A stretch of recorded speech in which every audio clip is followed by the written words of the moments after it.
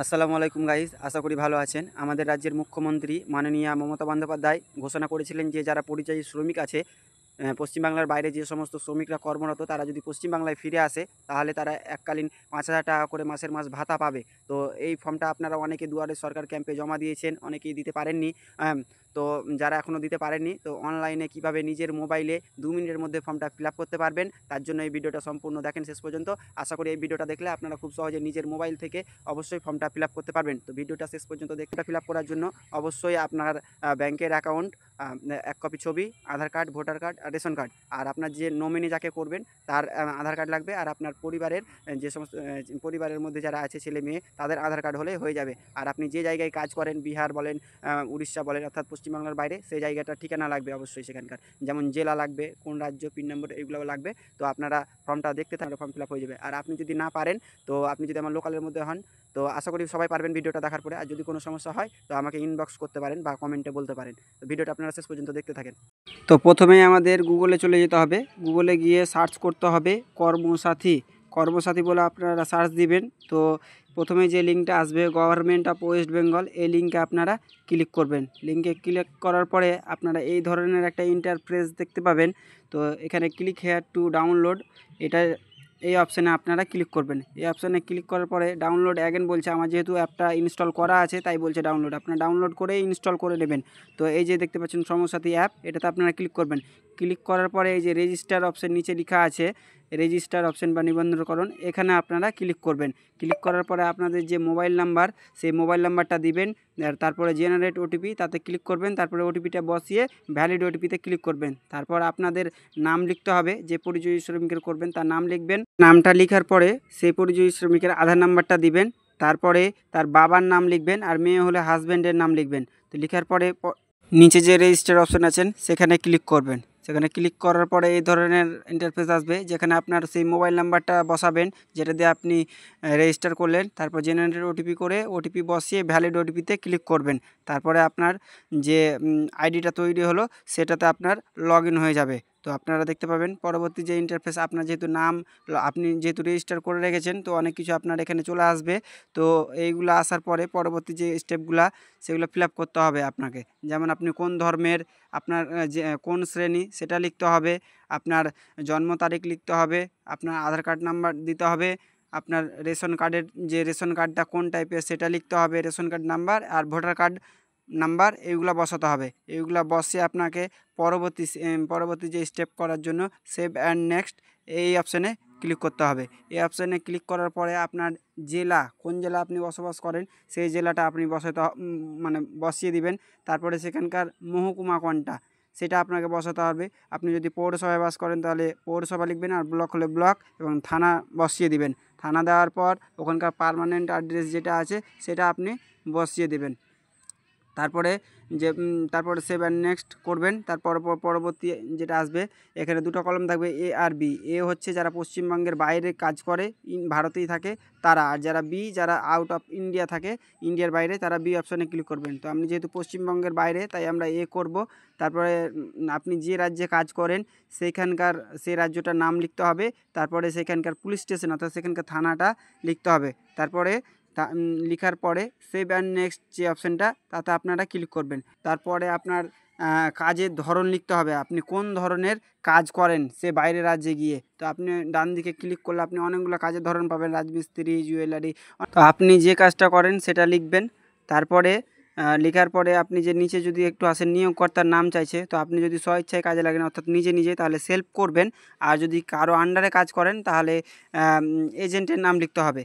তো এজেন্ট, আমি যেহেতু সেলফে কাজ করি তাই সেলফে করলাম। আর আপনারা যদি কোনো এজেন্ট দ্বারা করেন তো এজেন্টের নাম আর নাম্বার দিতে হবে, ফোন নাম্বার দিতে হবে। কাজের ধরন দেওয়ার পরে আপনাকে কত তারিখে কাজে গেছিলেন সেটা লিখতে হবে, আর কত টাকা প্রত্যেক দিন ইনকাম করেন সেটা লিখতে হবে। তারপরে আপনার সেভ অ্যান্ড নেক্সট করবেন। সেভ অ্যান্ড নেক্সট করার পরে আপনারা এই ধরনের ইন্টারফেস পাবেন, generate and save provisional registration number. এখানে আপনারা যদি ক্লিক করেন তাহলে আপনার যে MWIN নাম্বার সেটা আপনি পেয়ে যাবেন। এটা দিয়ে আপনি পরবর্তীতে আপনার স্ট্যাটাস চেক করতে পারবেন। তারপরে সেভ অ্যান্ড নেক্সটে ক্লিক করবেন। এরপরে আপনারা যে এতক্ষণ ধরে ফর্মগুলো ফিল আপ করলেন, সমস্ত ঠিকানা, নাম, সমস্ত কিছুই দেখাবে। তারপরে আপনাদের এই ফটো, আধার, ব্যাংক পাসবুক, এই সমস্ত যেগুলো আপনাদেরকে বলেছে এই সমস্ত ফটোগুলো আপনাদের লাগবে। তো এইগুলো আপনারা রেডি করে রাখবেন, তারপরে পরবর্তী সেভ অ্যান্ড নেক্সটে ক্লিক করবেন। এরপরে আপনাকে ব্যাংক সম্পর্কিত সমস্ত তথ্য দিতে হবে, যেমন আপনার ব্যাংকের নাম প্রথমে, তারপর আইএফএসসি কোড বসাতে হবে, তারপর ব্যাংকের ব্রাঞ্চ, সেই ব্রাঞ্চটা লিখতে হবে, তারপর আপনার অ্যাকাউন্ট নাম্বার বসিয়ে দিবেন। তারপর আপনি যাকে নমিনি করবেন সে নমিনির নাম লিখতে হবে, আর নমিনির সাথে যে পরিচয়ী শ্রমিক আপনার কি সম্পর্ক সেটা লিখবেন। তারপর নমিনির আধার নাম্বার দিবেন আর নমিনির মোবাইল নাম্বার দিবেন। এরপরে সেভ অ্যান্ড নেক্সট অপশানে ক্লিক করবেন।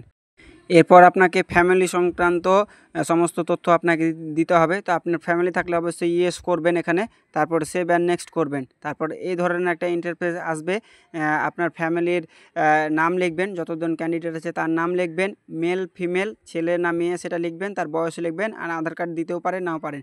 তারপরে যেহেতু আপনার আরও ফ্যামিলি মেম্বার হতে পারে, তাই আপনি অ্যাড মোর ফ্যামিলি এই অপশানটা দেখতে পাচ্ছেন, এখানে ক্লিক করবেন। অলরেডি আমি কিন্তু একজনকে অ্যাড করে দিয়েছি, তার নাম চলে এসছে।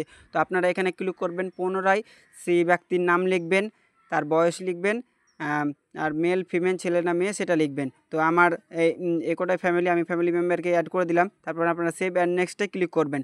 সেভ নেক্সটে ক্লিক করার পরে আপনারা এই ধরনের অপশান পাবেন, যেখানে আপনাকে বলা হবে ফটো, আধার, ভোটার আর ব্যাংকের পাসবই, এই চারটা যেগুলো লাল স্টার মার্ক হওয়া মানে দেওয়া আছে, সেই ফটোগুলোকে আপনাকে আপলোড করতে হবে। আর ফটোগুলো অবশ্যই কিন্তু 500 কেবির নিচে হতে হবে। তো ফটোগুলো তুলে আপনারা 500 কেবি রেজুলেশনটা কমিয়ে আপলোড করে দেবেন। তো আমি আপলোড করে দিচ্ছি, তারপরে সেভ অ্যান্ড নেক্সট করব। তো সেভ অ্যান্ড নেক্সট করার পরে আপনার এরকম ফর্ম আসবে, যেহেতু এখানে আপনার সম্ভাব্য যাত্রার তারিখ, আপনি মানে সুবিধাগুলো পেতে গেলে এই ফর্মটা ফিল আপ করতে হবে। তো আপনি কত তারিখে বাইরে গেছিলেন, কোন রাজ্যে, সেই রাজ্যে লিখতে হবে। আর তো প্রথমে তো আপনি যে রাজ্যে মানে কাজ করছিলেন পরিচয়ী শ্রমিক হিসেবে, সেই রাজ্যটা লিখবেন। তারপরে ডেটটা দিবেন, কত তারিখে গেছিলেন। তারপর আপনি যাত্রার মাধ্যম কিভাবে গেছিলেন, প্লেনে গেছিলেন না ট্রেনে গেছিলেন, সেটা আপনি লিখবেন। তারপরে আপনি এই পশ্চিমবাংলায় যে ফিরে এসেছেন এর কারণটা আপনি লিখবেন, কোন কারণে আপনি ফিরে এসেছেন। শারীরিক কারণ হতে পারে বা কর্মহীনতা হতে পারে, তো যেটা হবে আপনার সেটা আপনি লিখতে পারেন। তারপরে সেভ অ্যান্ড নেক্সট এই অপশানে ক্লিক করবেন। এরপরে আপনার এই ধরনের একটা ইন্টারফেস আসবে, যেখানে আপনাকে বলা হবে যে আপনি ভ্রমণ সহায়তার জন্য আপনি কোনো রকম সুবিধা পাবেন না, যেহেতু আপনি পশ্চিমবাংলায় চলে এসেছেন। তো আমরা ওকে করব পরবর্তী যে সুবিধাগুলো পাবো তার জন্য। তো আপনারা ওকে করে দেবেন পরবর্তী স্টেপের জন্য। পরবর্তী স্টেপে আপনারা দেখতে পাবেন আপনারা যে সমস্ত ফর্মগুলো ফিল আপ করেছেন এতক্ষণ, সমস্ত কিছুই সব কিছুই একবারে দেখাবে ফাইনাল সাবমিট করার জন্য। তো আপনি সমস্ত কিছু ঠিকঠাকভাবে ফিল আপ করেছেন কিনা সেটা একবার দেখে নেবেন, তারপরে ফাইনাল সাবমিট যে অপশানটা তাতে আপনি ক্লিক করে দেবেন।